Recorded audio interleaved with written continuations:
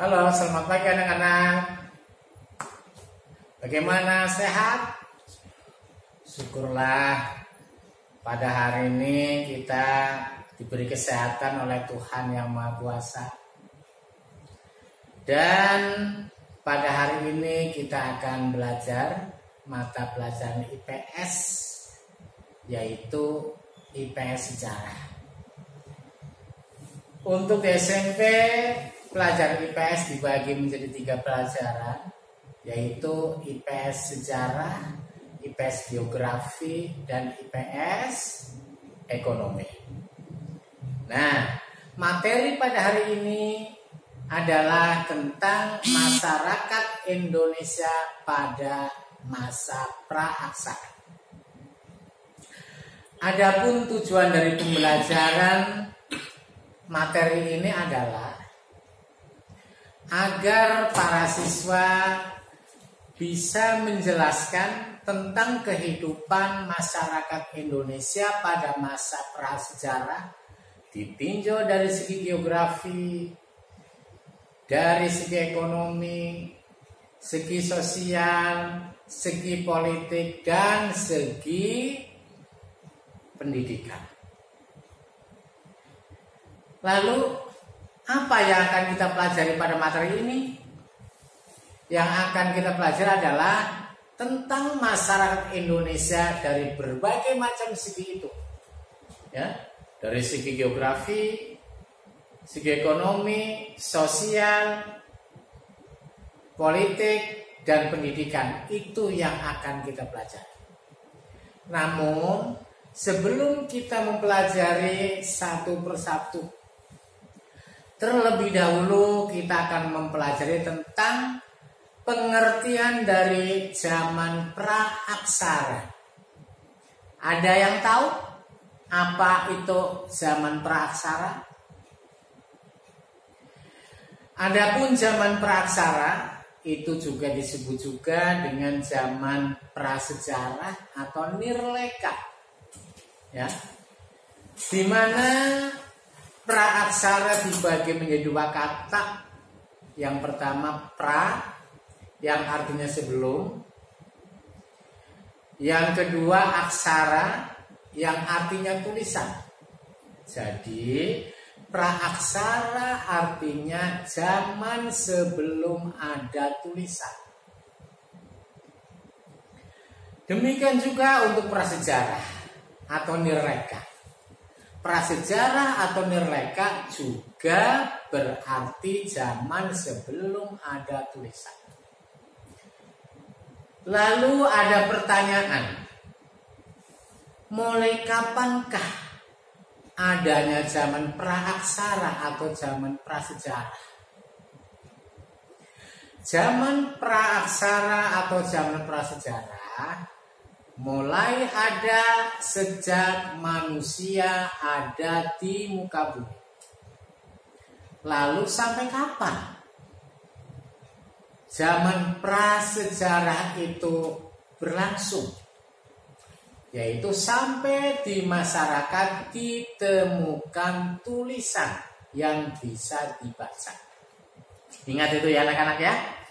Sampai masyarakat itu menemukan tulisan yang bisa dibaca, itu berarti akhir dari zaman pra-aksara atau zaman prasejarah. Kemudian dari berbagai macam negara dunia ini mengakhiri zaman pra-aksara itu berbeda-beda.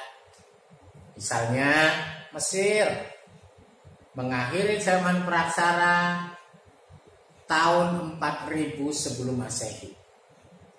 2 Mesopotamia mengakhiri zaman praksara pada tahun 3000 sebelum Masehi. India mengakhiri zaman praksara pada tahun 2500 Masehi. Sedangkan Indonesia mengakhiri zaman pra-aksara pada abad ke-5 atau tahun 500 Masehi. Kenapa? Karena pada tahun 500 Masehi itu di Indonesia baru ditemukan tulisan yang bisa dibaca. Tulisan itu berupa prasasti atau yupa peninggalan dari Kerajaan Kutai. Kalian ingat di mana Kerajaan Kutai? Yo, di kelas 6 ada loh pelajarannya, ya. Kerajaan Kutai terletak di Kalimantan Timur. Setelah itulah, maka yupa-yupa itu bisa dibaca tentunya oleh para ahli, ya, ahli sejarah yang kita kenal dengan nama sejarawan, ya. Nah, pada saat itu pula berarti Indonesia telah masuk zaman sejarah, ya.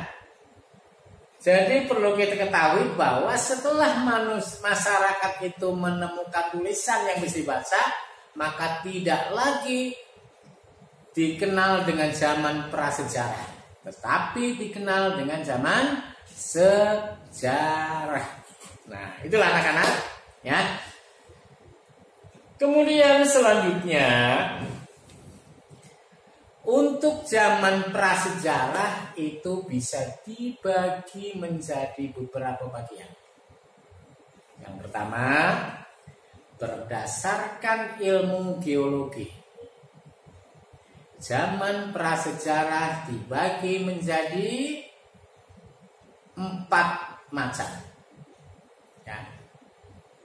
Yaitu satu yang disebut zaman arkaikum, 2 zaman paleozoikum, 3 zaman mesozoikum, dan yang keempat zaman neozoikum. Arkaikum itu mempunyai ciri-ciri keadaan bumi masih panas, bumi masih labil, belum terbentuk seperti ini, belum, ya. Sehingga pada masa arkaikum ini belum ada tanda-tanda kehidupan.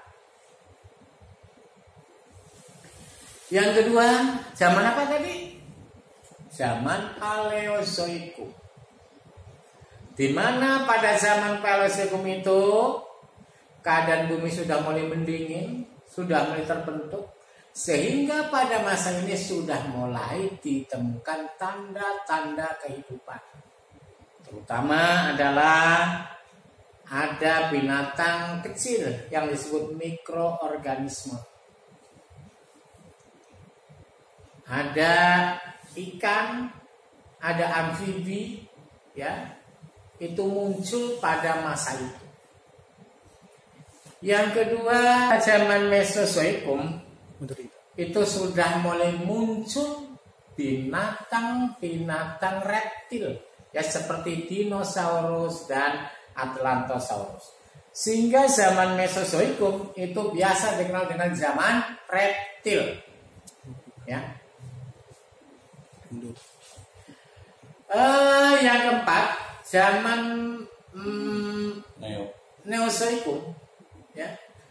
Pada zaman Neozoikum itu keadaan bumi sudah mulai sempurna, sudah mulai baru, ya. Sehingga pada zaman ini sudah mulai banyak burung, ya, sudah mulai ada, ya. Kemudian juga sudah ada orang, ya, tapi orang hutan, ya. Pada tahap awal pertama orang hutan yang masih menyerupai kera, ya. Dan pada tahap akhir sudah ada manusia yang sempurna seperti kita, ya. Baiklah anak-anak, untuk materi pelajaran kita cukup sampai di sini. Dan selain pembagian zaman prasejarah menurut ilmu geologi, nah, minggu depan kita akan mengadakan pembagian atau pembabakan zaman prasejarah berdasarkan ilmu arkeologi. Ya, sekian dan terima kasih.